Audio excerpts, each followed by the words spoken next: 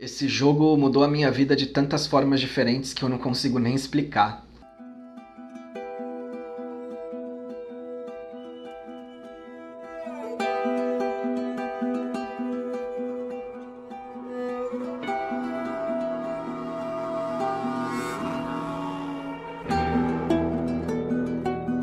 Falar de The Last of Us pra mim é falar da minha vida.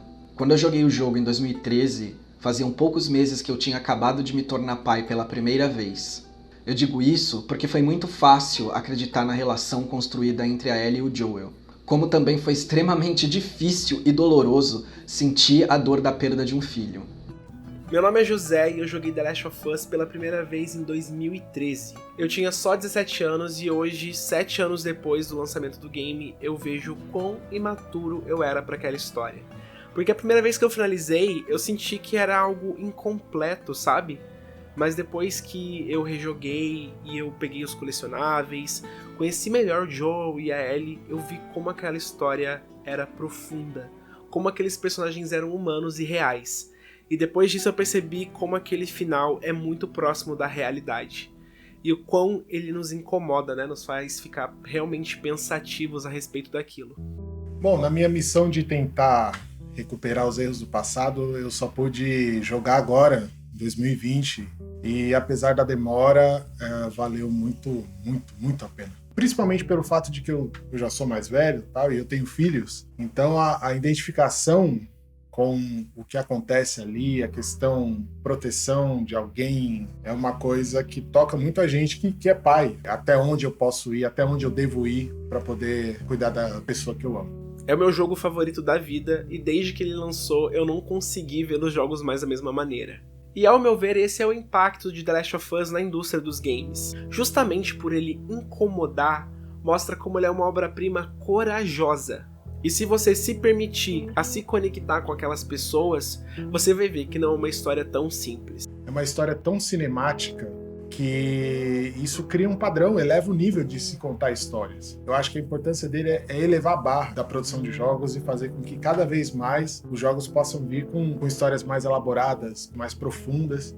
The Last of Us traz sentimentos muito complexos. Faz você sentir raiva, faz você sentir dor, faz você sentir medo, faz você sentir amor, faz você sentir desespero, faz você sentir coisas que você nunca imaginou que você pudesse sentir jogando um jogo de videogame. Tantos detalhes, são tantas coisas que acontecem, é uma história tão envolvente, tão complexa de certa forma, que eu não esperava ser impactado da forma que eu fui, tendo que passar por essa experiência tão imersiva, diferente, tão criativa que foi o The Last of Us. E com isso, The Last of Us não é só um jogo pra mim.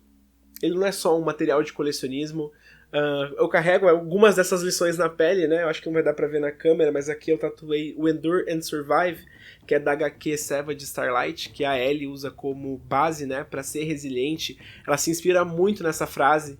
Eu também tenho a tatuagem da Ellie de The Last of Us Part 2. E hoje em dia eu tenho até a minha própria Elliezinha, essa coisinha gorda aqui, a gente tem 4 anos.